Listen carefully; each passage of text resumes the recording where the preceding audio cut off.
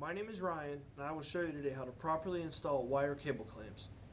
Now, before you get started, make sure you've locked out and tagged out your winch, and you've also freed your cable of any potential or stored energy that could have been stored in the cable.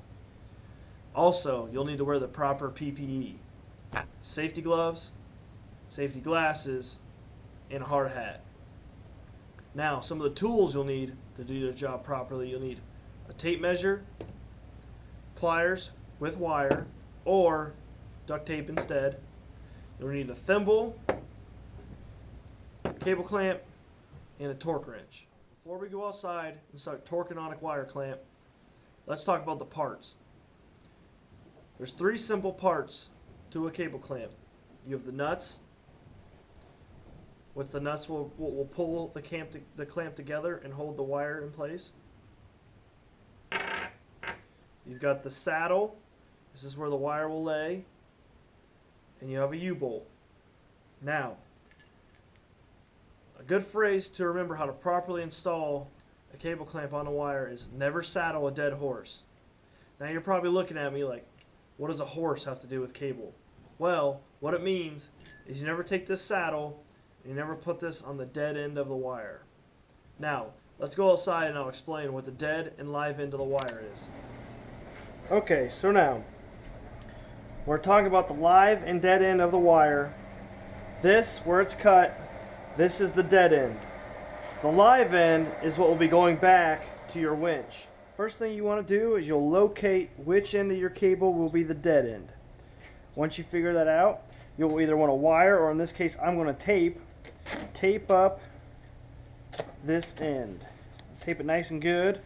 What this will do is it will prevent the end of the cable to fray, and when that frays, it makes the cable weaker. It has a chance of, it can poke someone as they walk by, anything like that, but this will keep the cable from slipping or anything off this end.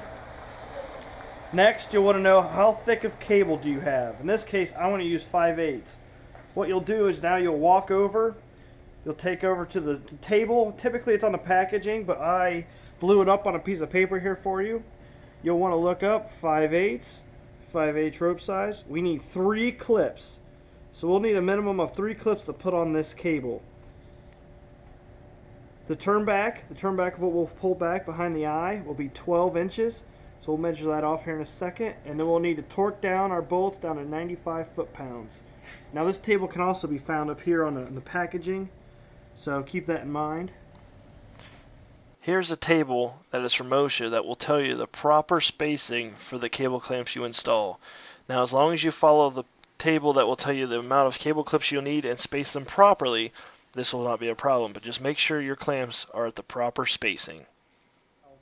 As we were talking about the turn back, this on this dead end side is what you'll consider the turn back. If you recall, we said we needed 12 inches of turn back. So let's go ahead and measure this. 12 inches. Right to where we want it. The 12 inches you want to be right at either the middle or this back side of this top cable clamp. This top cable clamp is what will go as close to the thimble as you can, or if you're just making a big, just regular turn back eye for, let's say, pulling in barge, putting on the cable, stuff like that, you'll want this at the base of your eye. So from wherever the base of your eye to the back of this dead end is, that will be what is considered your turn back. Alright, once you got that all figured out, what we did was you put on this back clamp on the dead end first. Where do you want to put this on? You want to put it one base width past the end of the dead end. So here would be one base width, and here is that other side. So once you're that one base width back, you can attach it. And what we'll do is we'll go ahead and torque this one down as far as what we want it to be. Like we said on that table, we want it to be 95 foot-pounds. And we'll alternate back and forth between these bolts. Now once you've got this on, we can put this clamp on. We just want to get this finger, tighten it down with your hand.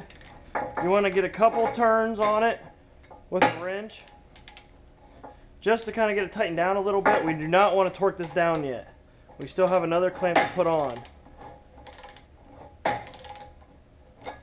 So we'll get this tight a little bit. Good deal. Now, Since we need 3 clamps, what we'll do for this third one is you put it in the middle. You want to space it evenly between the 2 that you already have on. So we'll go ahead and stick this here. That's right in the middle.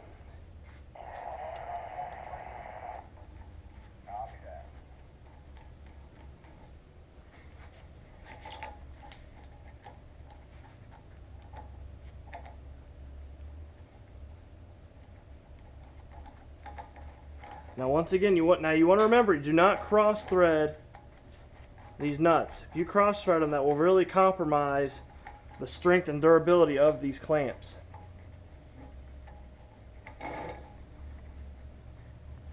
Alright, once you've got that middle one on, make sure they're all straight. And you can go ahead and torque them all down. Make sure they're okay. Now we've got them all torqued down. We've got our cable clamps where they need to be. We've got the one base width from the end right here up on the thimble, and then our middle one splitting the difference between the top and bottom clamps. We've got it torqued down. We're ready to go. Now the first recommendation is once this has been put under load, before you should use it again, make sure you torque these nuts down just to make sure they're still holding the torque that they need to have, their foot-pounds. So. Okay, now I've showed you how to properly use cable clamps.